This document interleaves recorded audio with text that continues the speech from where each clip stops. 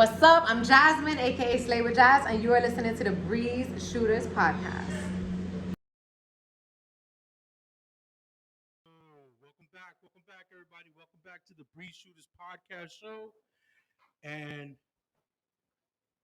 excuse me as I get my volumes up. And I'm your host Lou, joined by my very good friend Chris. Yeah, I can hear you. I can hear you. Chris Yeah. Sot- Sotiano. No, nothing even. Come on. Yo, my bad. So we're in New York City. Get the And- Let's get the sponsors out the way.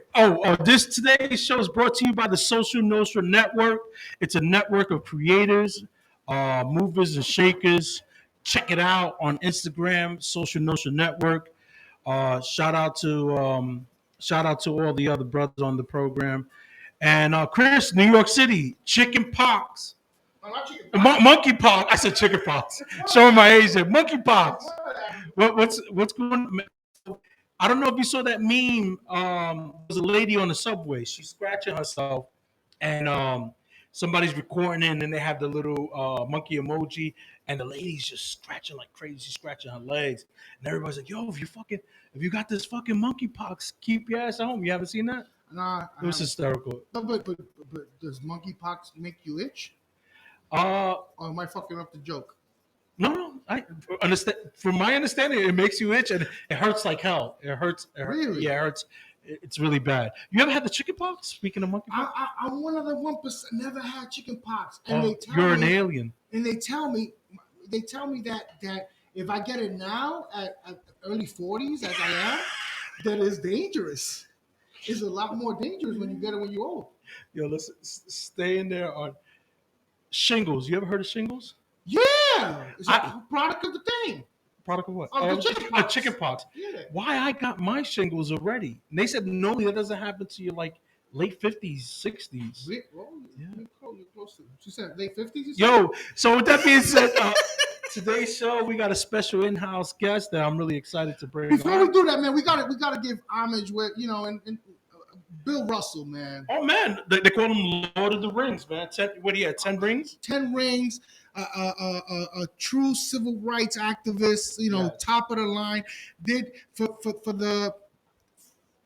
the interviews that I've watched and from the players that I've heard, he's been such a huge part in so many players' lives.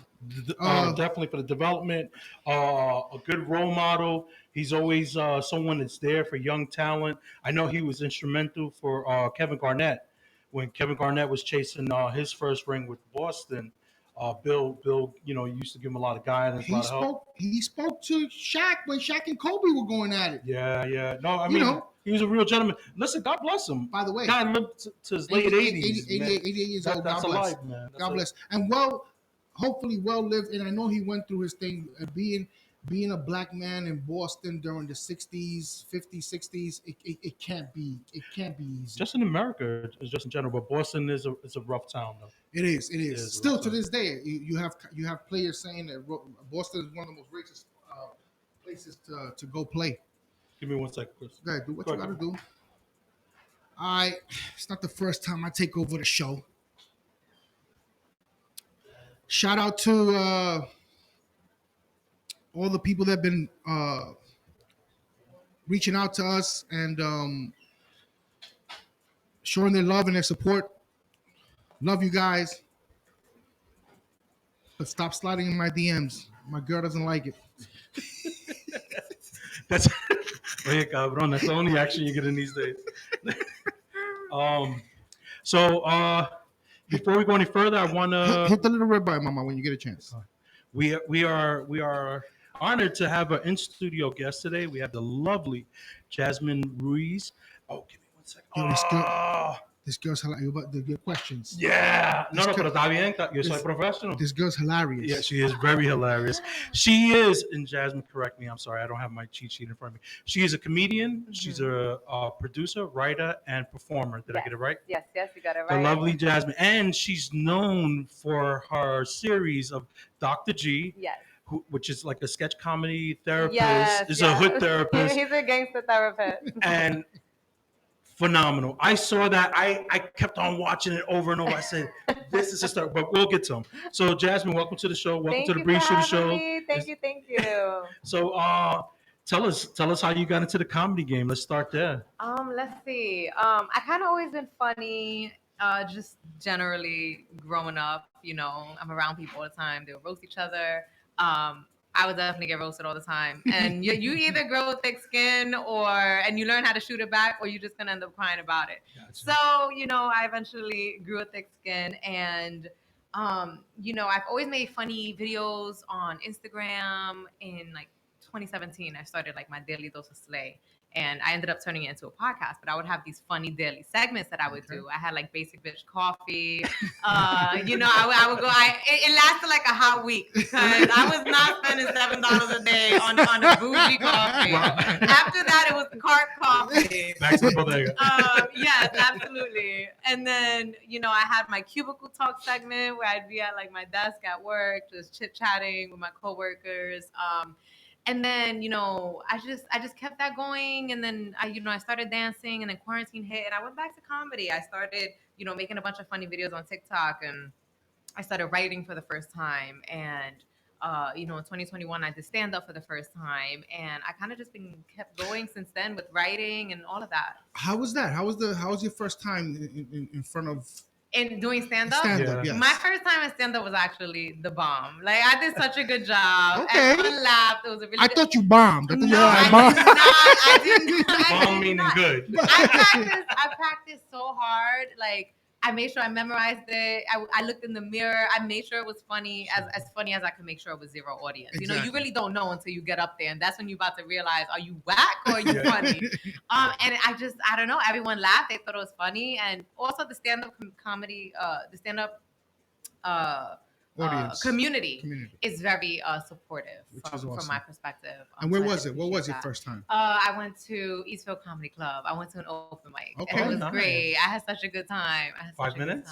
Yep, 5 minutes. Doesn't it seem like an hour up there? It does. It does. Especially because you have to factor in people laughing. And if they don't laugh, it's like you gotta you gotta do it for yourself. That's my thing.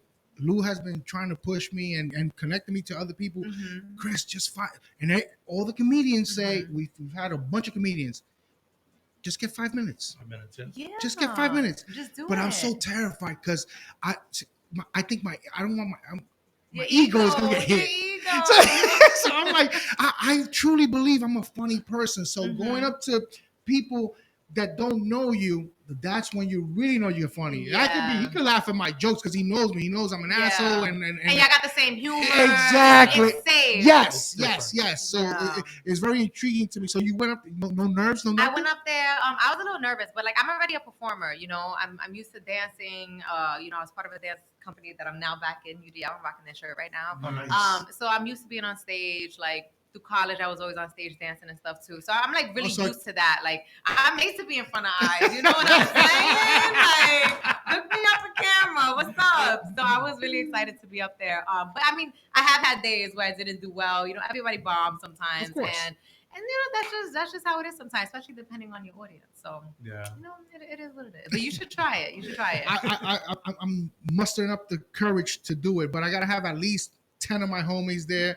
I gotta make sure I buy them like at least 3 or 4 drinks before they get there, because when they're a little bit late, this nigga's so hilarious or whatever. No, It's you like, gotta hit him sober. Like, if they gotta laugh sober.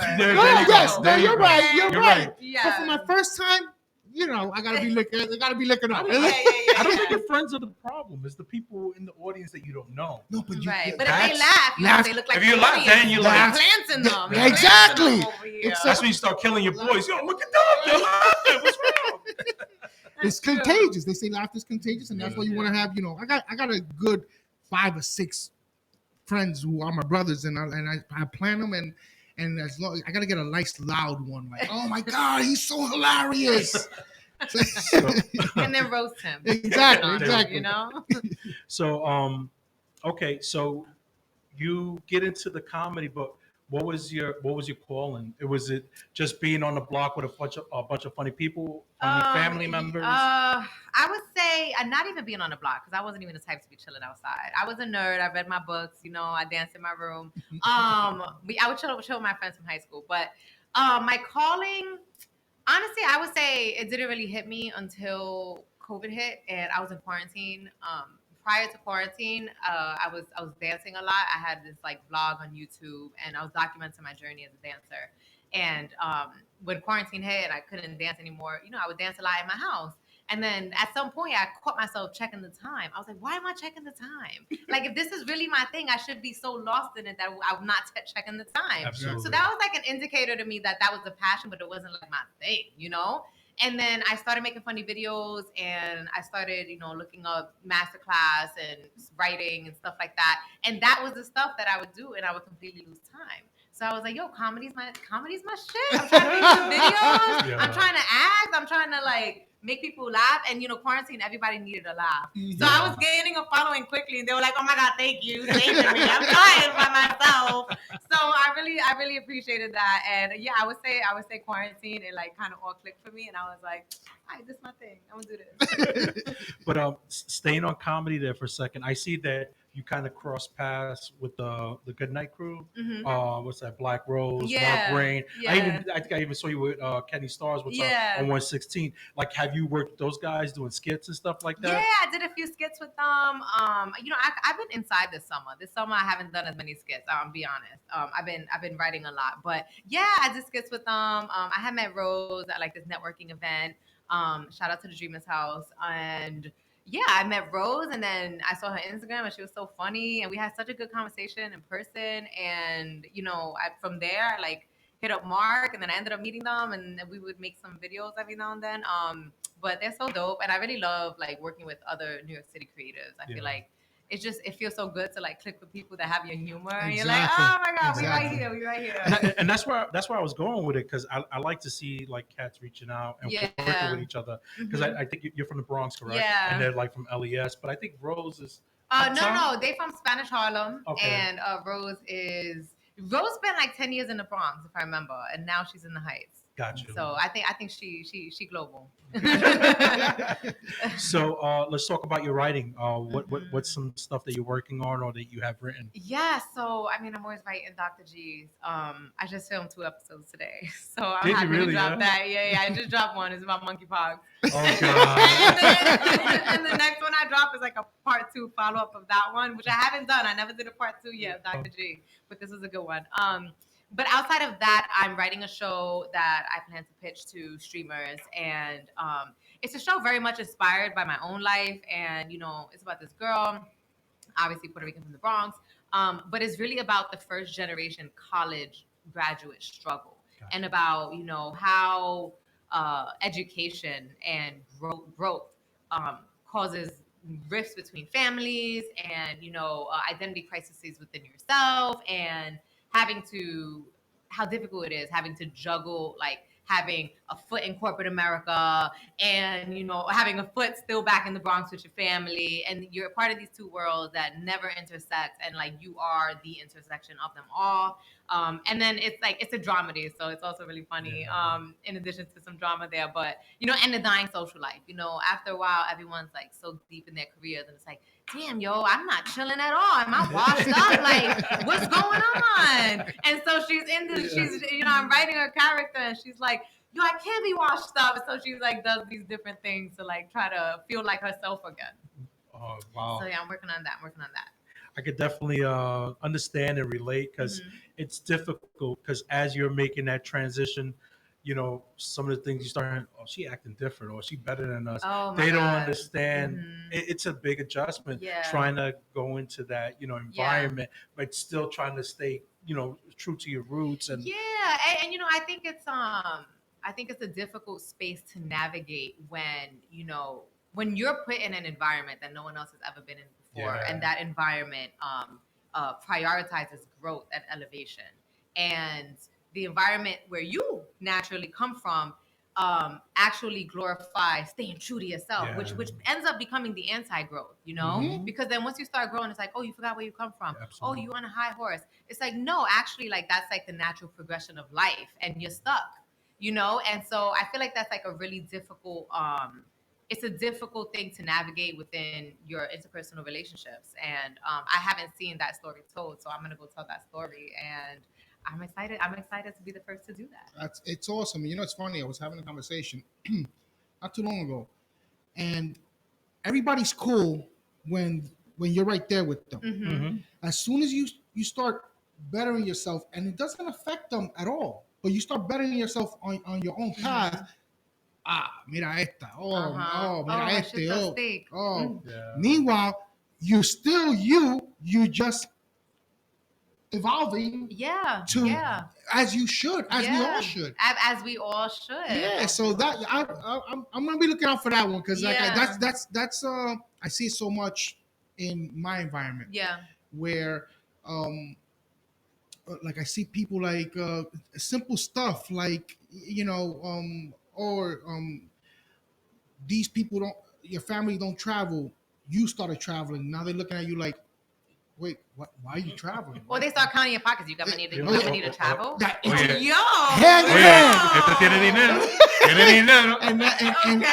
And so I'm gonna be, because you hit. Oh my God, that one is especially in our culture. It's you see it a lot. Yeah, all the time. And you know, I think it really stems from. I come from like a psych background in school, so I be analyzing everything. But I think it really stems from University. Yes.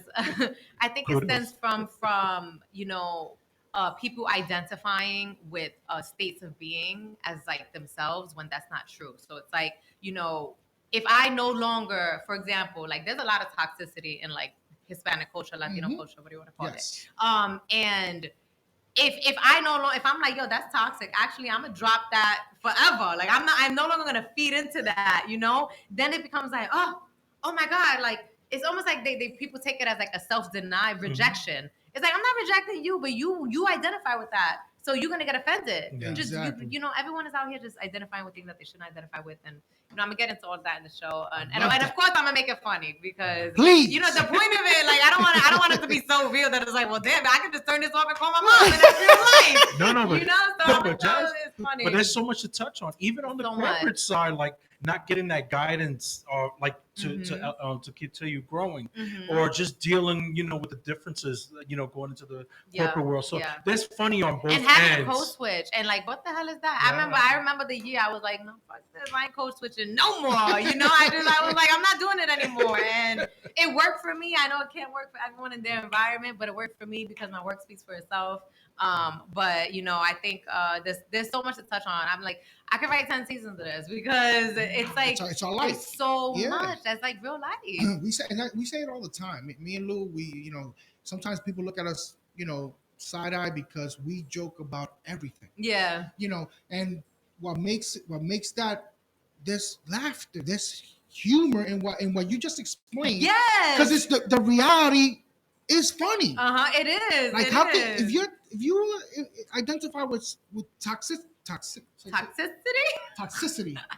Take a shot, Lynn. Tito Nil to take a shot. I don't want to be part of that. But they'll get offended. We'll get offended. How can not? What the fuck is wrong with me today? Yeah. How can you not laugh at that? Whatever you were drinking, this is my focus drink. Yeah. It's focus. Whatever, it's funny. It's funny. Whatever. Please, it's funny. Yes. But staying with the writing though, so what are you envisioning? A web series? Or? No, I'm gonna pitch it to a streamer. I see it living on HBO, so I got my fingers crossed. Nice. I gotta get in the room first. I have a lot of steps to hit before I get there. But you know, I'm working on it. You will. You're in the right path. I will. I'm not stressing. Yeah, it's honestly, I tell everybody, it's inevitable. Like, just give me some time. Boom. It's inevitable. I'm leaving myself. I'm on my Kanye. Yeah, I'm on my Russ. I'm on my J. Cole, my Jay-Z. Like, come on, get me started. So, which leads us into Dr. G. Monkeypox is here, and that means that I can't be out in these streets. All right. I was just at the peak of my whole phase, and now I gotta just stay home. man. You ain't got no real problems. I once went 15 years without sex. I was in the pen. Just me, Paula, and Marissa. But I survived. Wow. You're an inspiration. This gonna be over eventually. You gonna be alright. You just soft. You're right. Thanks, Dr. G. Now get up out of here. Nah. She be in them streets. Jesus, into Dr. G, I guess, to me, is that your claim to fame, that character? Because it's done so well. I think a lot of people know that character. My claim to fame is Jasmine. Now, there you go. There you go. I'm that bitch, all right? But sure. I mean, you know, a lot of people know the character. So, I mean, I love that people know him and that they laugh at him. And that's another thing of me making fun of toxicity. Yeah, I know. You know, that comes from real life. Yeah, like, of course. Someone in my family would always tell me, like, I'm soft. And the reason would always be because they had it worse. And I would be like, yo, but that don't mean that I'm soft. But, like, I still got problems. You know, they're different problems, but I still got problems. And I was like, I'm gonna turn this into a funny character because, you know, there are a lot of people that complain about non-issues. But sometimes it is an issue. And people will still discredit you. But, you know, I was like, I'm gonna make this into a character, and I'm gonna make like the people actually feel better, even though I never actually felt better in real life. I was like, let me write it in that like it actually helps. So And you killed it. You killed it. You're killing it. Is what I should say. Thank you. Amazing. And the way you finish, you don't got issues. You just saw. I mean, I it's love that soft. because Get it's up outta true. here. I think everybody kind of like they make things bigger than they really are. So Yeah. I like to see that you know the way you're bringing that across. So tell us how you created this character. You know what was the motivation behind it? It sounds like one of your theos in your family. You know? The motivation behind it was definitely someone in my family. You know, so like I'm thinking back, but I would complain about stuff that to me at the time was a big issue. But when you really dive in, like sometimes it wasn't. Sometimes it was. Sometimes it wasn't. And I was like, you know, there's a lot I could do with this. Like I could make fun of like. I did one about trust fund babies that didn't get all their inheritance, you know, like things like that. And I was like, I gotta make fun of this. I gotta make fun of this. And there's a lot of soft people in the world today. I feel like we're getting real soft. We're getting real soft. Too many. Don't get me started. And I'm just like, I gotta make fun of these things because it's the only way I'm gonna cope with what's happening out here. You know, like can't say nothing these days. That I'm not with that. I'm not with that. No. Which in itself is brilliant because the way we're censored these days, having like an alter ego to say the things that you really want to say. Hey, what's it mean? It wasn't me. But they were like, that's you though. Dr. G said yes, so I'm not gonna say it, you know. But yeah, I also just think like, I feel like the idea that you can't, you know, hurt people's feelings is just so entitled. Like everyone grows up getting their feelings hurt. I mean, at least here in New York, I don't know where other people coming from, but at least here you grew up getting your feelings hurt and you keep it pushing. You know, it's like to think no one can hurt my feelings. I'm like, oh please, come on, toughen up. That's not real life. No, but not in the comedy space. That was always the protected I know, space. it was a because it's just jokes, it's entertainment. Yeah, now we're fucked. Yeah. But Now we Yeah. can't say certain things, you know. We just had a few weeks ago. We had a reunion in our neighborhood, and it got rained out, and we were just glorifying that. It got rained out, but we started snapping on each other. It took me back like when I was in elementary and junior high, and nobody got. And we go hard. We started to go hard.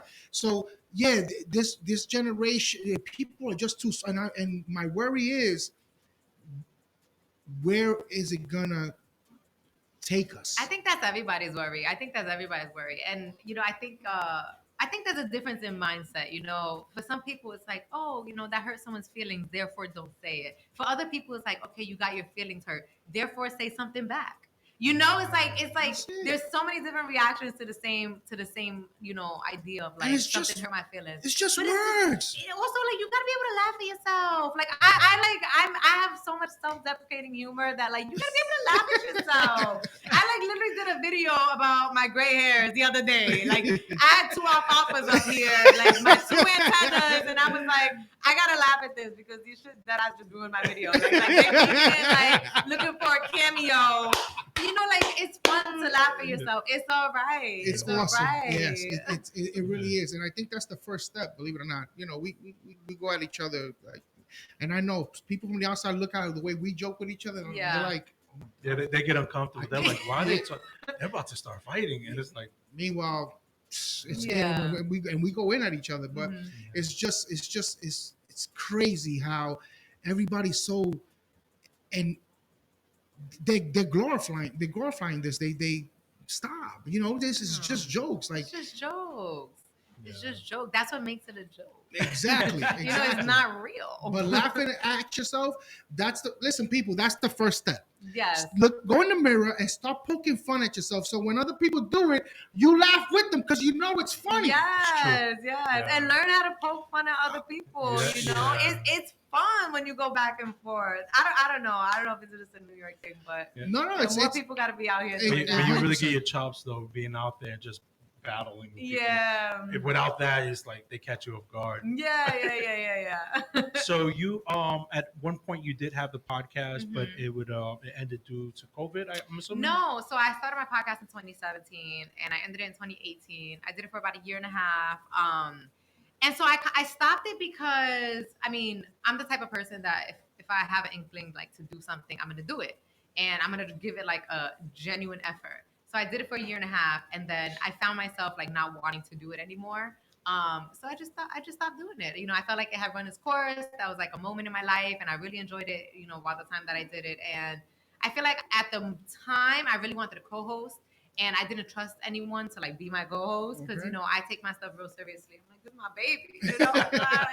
Was it comedy based or?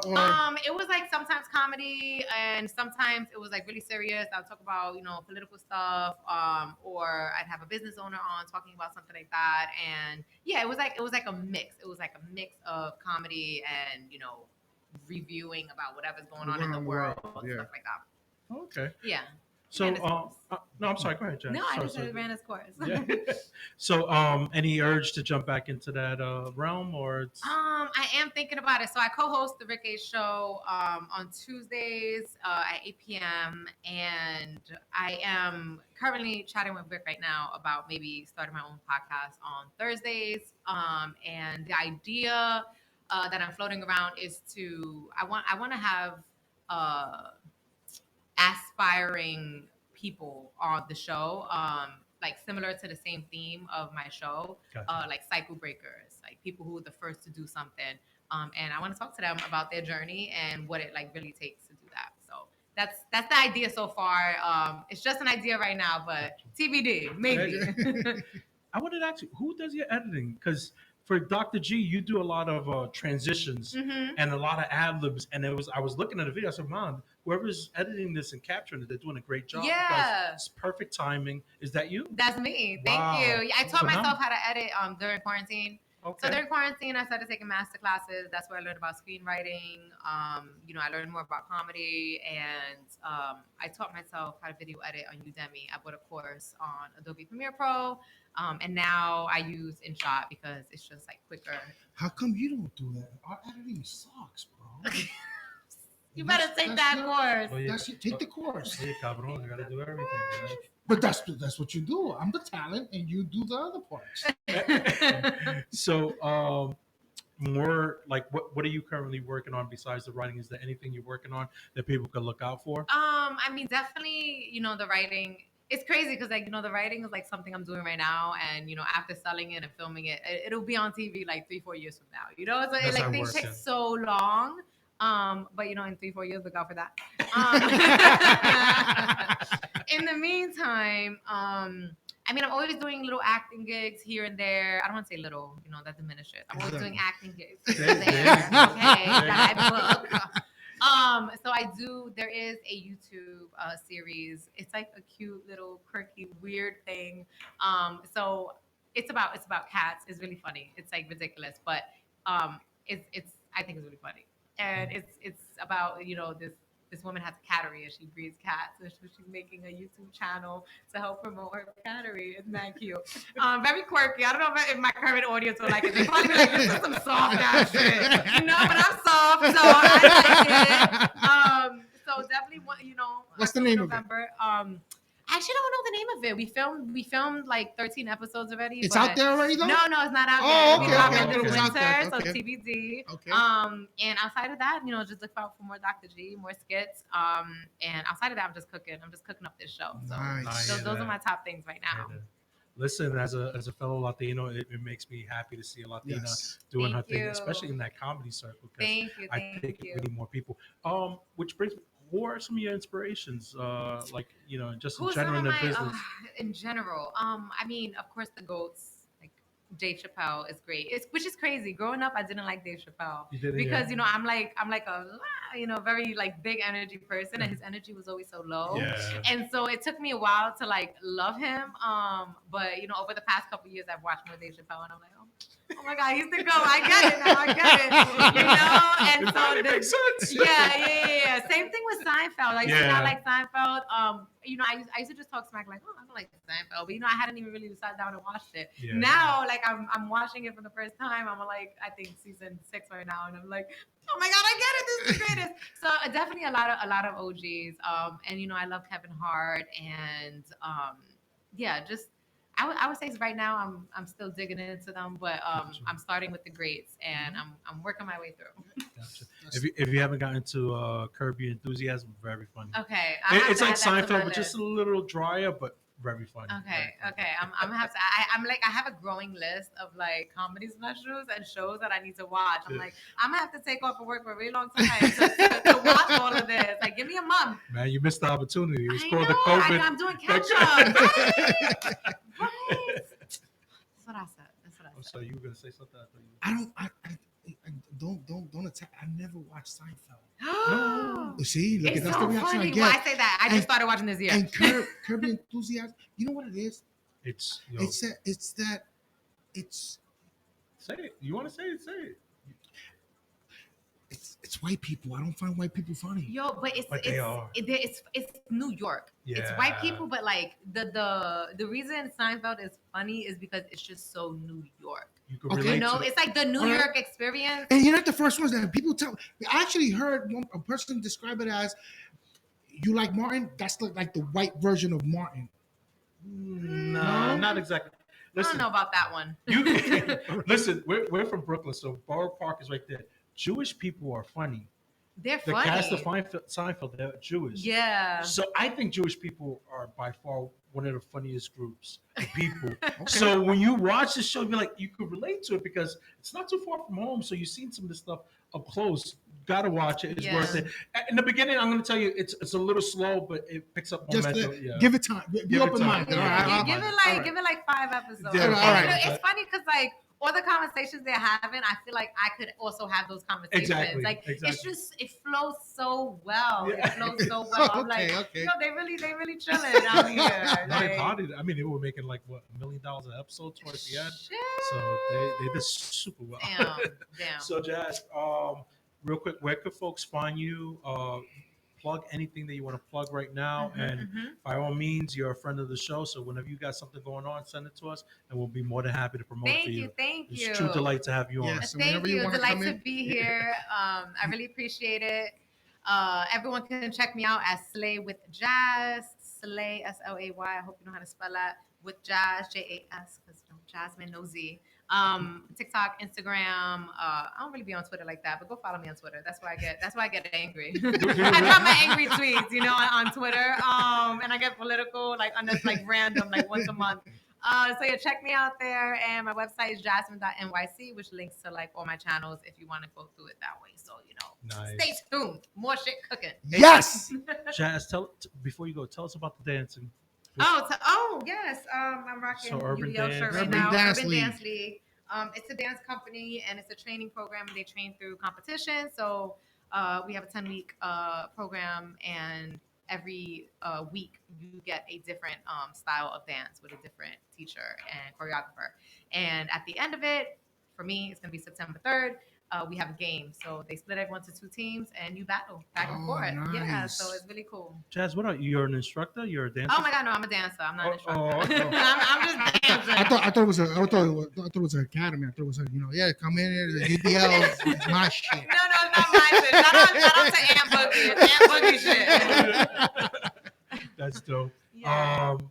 What's your go-to? Like, what do you prefer to dance to? Hip hop, Spanish. Hip hop. I love hip hop. And salsa. Those are my top two. I knew she was gonna say salsa. I love salsa. I knew she. You have to say. You Puerto Rican. You have to say salsa. You Puerto Rican. You have to say salsa. And I didn't like the Latina. She's Puerto Rican. You gotta say salsa. You gotta say salsa. I was on a Spanish dance group in college. Okay. For 3 years. Yeah. Oh, so nice. we salsa all over the place. Wow. Yeah. Salsa's so sexy. Salsa is awesome. Yeah, and it's not, but you can only be good if you have a good leader. That's okay? true too. 'Cause I That's can dance, and sometimes I'll dance with someone. They be like, "You could dance." I'm like, "My man, you ain't even do no moves. Yet. What are you talking about?" Like we're hitting the basics. What do you mean? exactly. You know? You know what I find, that women are too aggressive and they want to lead. Like, all right, I want you to spin me now. That means you snoozing.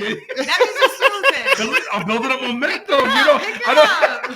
See, Jazz is one of those girls you see at the Copa. She's like spinning all around the place. Come on. Yo, I actually went to Copa. I went to Copa like I must have been like 20. I wasn't even 21 yet. It was for my brother's birthday, and there were all the like viejitos there. I was dancing with all of them. I was like, yo, make me look good. And they had all the tricks, and I was just like, yo, viejitos got it. Viejitos always, and they're so smooth with their moves. They're not moving a lot. They're They're right there. Yeah. It's the women. Because the woman is the centerpiece. They're displaying the women. Yes, Exactly. I was like, I felt like a dreidel. I was like spinning in the shit. The Cobra. Oh my God. God. Yeah, Remember so that club? good, That so was good. that was a banging spot. But ladies and gentlemen, I want to thank Jasmine Ruiz for joining us today. It was a really Very great talented. episode. Thank Very you. talented. Make sure to look out for her. You want to hang out for a minute? We got about 10 minutes. I'm just going to play a little bit of I'm music. chilling. All Play right. it up. Oh, cool. Even better. Play a little music. We'll be right back. All right. It's Yeah. a hot night. Ladies and gentlemen, welcome back. Well, I walked back in the room and you see me. You know what? Listen, so we have 5 minutes. We're gonna hit Jasmine with some quick hitters to get her thoughts and feedback. All right. The quick hitters. I saw them all here. They're super early. So all right. Monkeypox. Stay your ass in the house. Yeah. Just wear some sweats or something and stay in your house. Literally, Like, keep your ass in your house. I saw the video of that girl scratching on the tree Yes. and looking all crazy, bruh. Honestly, yo, people with monkeypox, they might as well just be zombies. Like, Yeah. because if I would not pop off with nobody like a monkeypox. Like, you just touch me, I'll be like, oh my Oh my. God, I'm dying.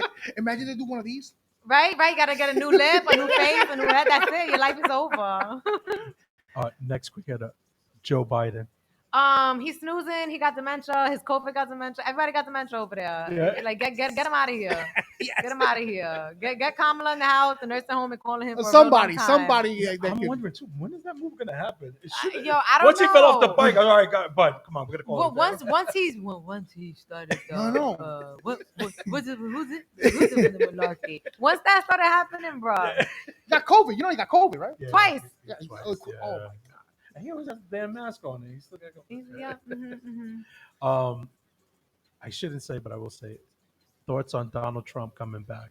I never liked Trump. I'm never gonna like Trump. I think he's definitely gonna run again. He already got the merch. Merch dropped. He done dropped the merch his last time. He's you pushing know? it like a Supreme Court yeah, thing out there. yeah.